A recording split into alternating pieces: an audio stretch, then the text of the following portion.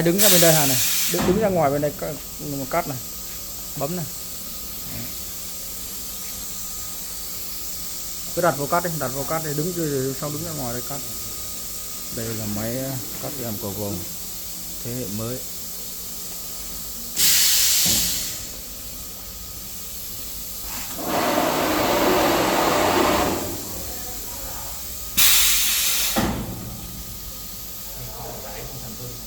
Cứ cắt đi thôi, cắt nhiều này.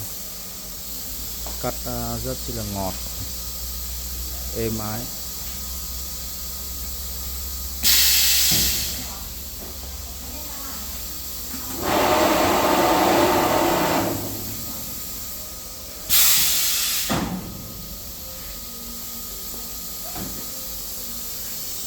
Đây là tổng thể máy.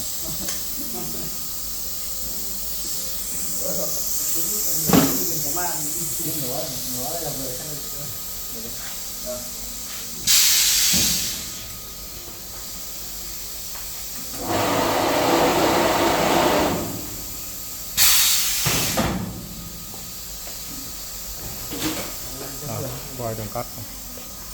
Có cái đường cắt. Đó, đường cắt rất là ngọt. Mình cắt bị dây